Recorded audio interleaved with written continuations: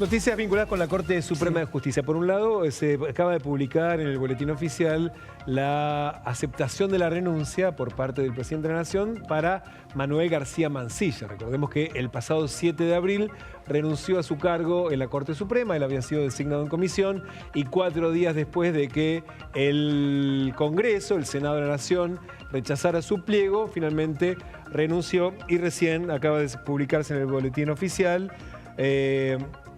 Lo que llama la atención es que ni siquiera hay un agradecimiento por los breves servicios prestados. Solamente se aceptó la renuncia. La pregunta es, entre que renunció y se aceptó la renuncia, ¿qué estatus tuvo García Mansilla? No, fue juez de la Corte Suprema. Hasta que se le aceptó la renuncia. Hasta que se presentó su renuncia y el presidente, la puta es, por ejemplo, ¿va a cobrar alguna jubilación de privilegio? No.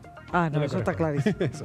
Así que sí, fue juez de la Corte. Entre el 26 de febrero. O sea, es el ex juez de la Corte, Manuel García Mansilla. Y otra noticia vinculada con la Corte Suprema. Ayer la Corte le derivó al procurador interino, Casal, el expediente de la causa Vialidad. Recordemos, la causa en la que Cristina Fernández de Kirchner está condenada a 6 años de prisión y a inhabilitación perpetua para ejercer cargos públicos. Es la causa donde se investigan más de 50 contratos de obra pública de Vialidad Nacional en la provincia de Santa Cruz, por obras que se debían haber hecho entre 2003 y 2015. Algunas se hicieron en parte, otras no se hicieron.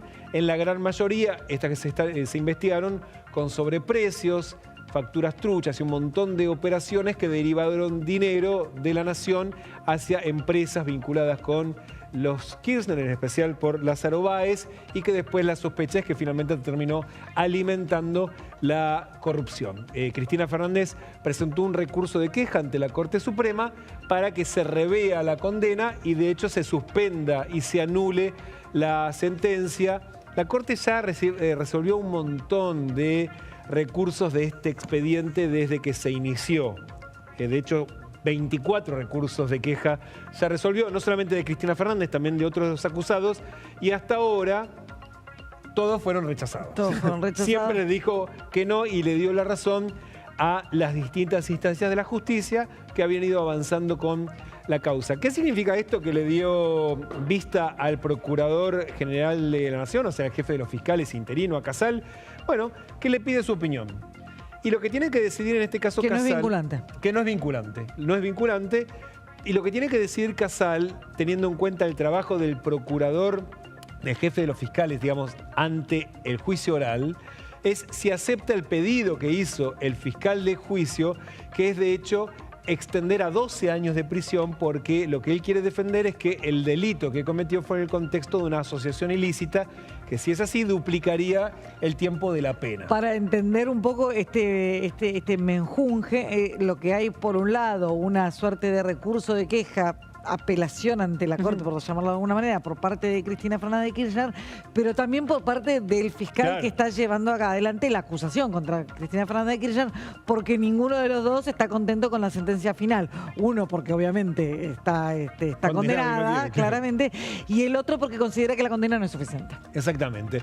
Y lo cierto es que acá en el medio hay una discusión sobre cuál es el plazo que debería tener la Corte como para eventualmente evitar que Cristina Fernández de Kirchner sea candidata, es decir, para que se aplique la inhabilitación para ejercer cargos públicos y, por supuesto, una persona condenada por un delito de corrupción, más allá de que no existe la ley de ficha limpia, no puede ser candidata. No, claro, porque ya por la Corte Suprema, todas las instancias posibles. Y ahí hay una discusión, porque de hecho ha ido ahora 2 fechas que tienen que ver, una con el cronograma electoral de la provincia de Buenos Aires y otra con el cronograma electoral de la Nación. Depende a qué cargo podría aspirar Cristina Fernández de Kirchner.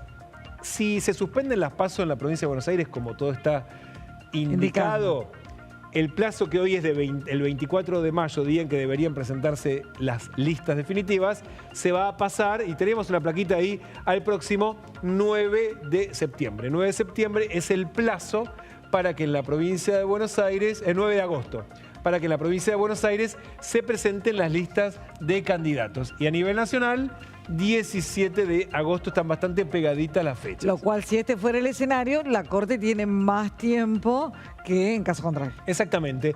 Y acá hay un dato interesante, porque decir, bueno, evidentemente a Cristina le convenía eliminar las PASO. No le convenía. No le convenía, claro. Le convenía darle... Le convenía que mantener el cronograma actual para que se aceleren los tiempos, claro. Y de modo tal que el 24 de mayo, de mañana prácticamente, o sea, a partir de ahí y ser candidata en la provincia. Y hay otro dato. El punto es, no es que la Corte, esto también hay que marcarlo, no es que la Corte no pueda dictaminar o no pueda dictar sentencia mientras ella se presentó. Es complejo en términos políticos, porque podría hacerlo y ahí se debate nuevamente qué ocurre con su candidatura. Lo que pasa que es una situación realmente muy, muy incómoda y muy ríspida para la Corte en plena campaña electoral.